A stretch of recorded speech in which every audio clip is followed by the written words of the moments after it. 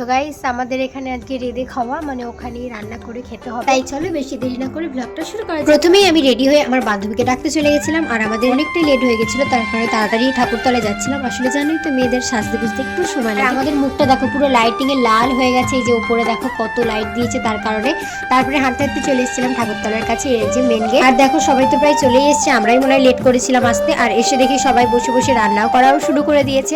সবাই বেশ মজা করে গল্প করতে করতে রান্না করছিল, আর চারিদিকে পুরো ধোঁয়ায় ভর্তি হয়ে গেছে। তারপরে ভাবলাম যে সবাই রান্না করছে করুক, আমরা ততক্ষণ মেলা থেকে একটু ঘুরে আসি। আর মেলাতে দেখো কত কিছু বসেছিল, খাবার দাবার, তারপরে এমনি বাচ্চাদের খেলনার দোকান, সবকিছু দেখতে দেখতে আমরা পুরো মেলাটাই ঘুরে নিয়েছিলাম। তারপরে এখানে দেখো আমরা চলে এসেছিলাম মায়ের মন্দিরের কাছে, কতটা কি সাজানো হচ্ছিল সেটা দেখার জন্য।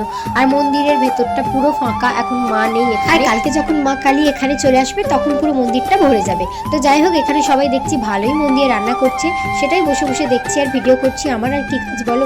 তারপরে পেয়ে গেছিল খুব জোর খিদে, তাই ঘরে খেতে যাচ্ছিলাম। আর এইদিকে দেখো দুটো বাচ্চা বাচ্চা কুকুর কিভাবে খেলা করছে। তারপরে বাড়ি এসে তো আমি ঝপঝপ করে খেয়ে নিয়েছি, কারণ ওখানে আরো অনুষ্ঠান হচ্ছিল সেটাই দেখবো বলে। আর তাছাড়া তো বাড়িতে কেউই ছিল না, সবাই ঠাকুরতলাতেই ছিল। একা একা খেতে ভয়ও লাগছিল, তারপরে ঝপঝপ খেয়ে আবারও চলে এসেছিলাম দেখো ঠাকুরতলা। এসে দেখি এখানে ছোট ছোট বাচ্চারা কি সুন্দর ব্যায়াম করছে। কাকিমারা তো প্রায় এখন খেতেই বসে পড়েছে, কারণ অনেক রাতও হয়ে গেছিল। আর আমরা যেহেতু লেটে টিফিন করেছিলাম তার কারণে খিদে নেই, তাই আমরা ঘরেতেই খাবো। তাই জন্য কাকিমারা খাওয়া দাওয়া করে চলে এসেছিল বাড়ি। আর আমরা ছোট ছোট বাচ্চাদের কিছু পারফরমেন্স দেখে এখন বাড়িতে খেয়ে নিচ্ছি। চলো খেয়ে দিয়ে তাড়াতাড়ি ঘুমিয়ে পড়ি, কারণ কালকে আবার পুজো। তো ভিডিওটা এতটাই ভালো লাগলে like comment share and subscribe করে দিও। আর ফেসবুক পেজ থেকে দেখে থাকলে আমি ফলো করে লাইক করে দিও, কারণ নেক্সট পার্ট খুব তাড়াতাড়ি আসছে। টাটা।